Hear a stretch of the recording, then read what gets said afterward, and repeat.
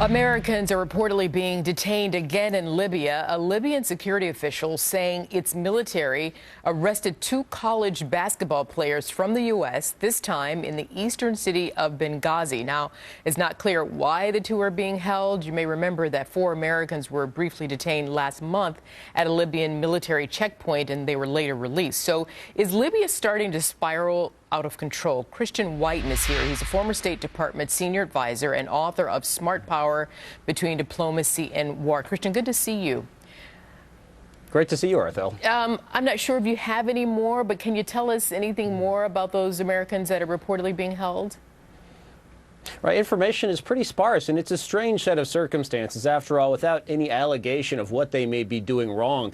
You know, it raises questions that they may be detained for, scary reasons. After all, this is a country where Westerners recently have been targeted more and more. Of course, most Americans are familiar with the fact that the U.S. ambassador was killed there September 11th of 2012. But typically, violence has been limited more to diplomats, Western diplomats. But now, just last week, for example, a citizen of New Zealand and a citizen of the United Kingdom were killed. An American teacher killed the month before that, specifically targeted, probably because he was an American. So there is this sense of growing violence against Westerners, and also a government that doesn't really seem to be in charge all of the time or any of the time. So lots of questions here. I mean, so what do you think, Christian, is the real underlying problem in Benghazi and Libya overall? I mean, why is it unraveling? And should the U.S.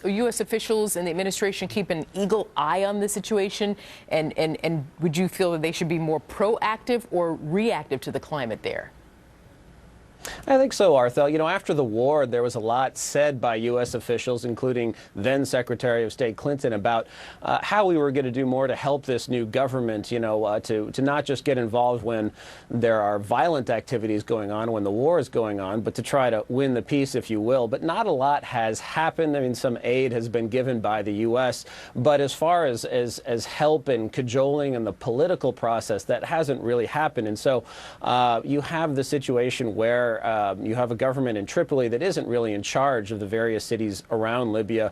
There isn't a unitary military command, not a unitary national police force, or any semblance of that. And you still have militias that are powers unto themselves running various cities. And unfortunately, as time has gone by, the Islamists, the Muslim Brotherhood and its equivalent in Libya, have been doing better and better and getting more organized. So there's the risk of what you're seeing across the Middle East, where time is not on the side of secularists and more liberal forces that might be pro-American in the long run. Is that why it seems to be such a political landmine?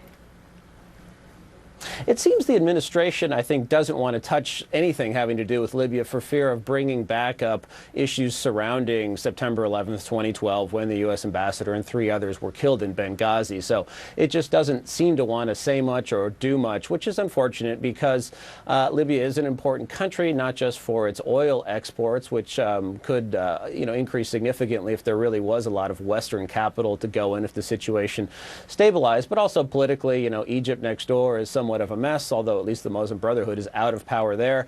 Tunisia has been on again, off again with an Islamist government, although the one that faces significant liberal secular opposition.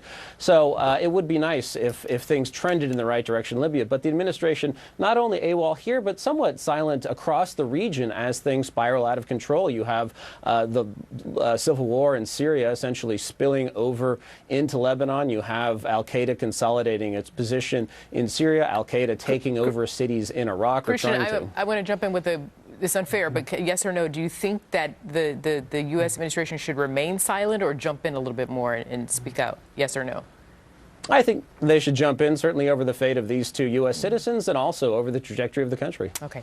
Christian Whiten, your new book, Smart Power Between Diplomacy and War. Got it in twice for you. Thanks, Christian. Thanks, Arthel. Twice. Wow. Nice promo. Al Gore's on the phone for you, by the way. There's a line over there, that phone right over there. He's on the phone for you. Al Gore. Growing fears of an al-Qaeda resurgence in Iraq, why the Pentagon is concerned that the terror group is back stronger than ever. Art?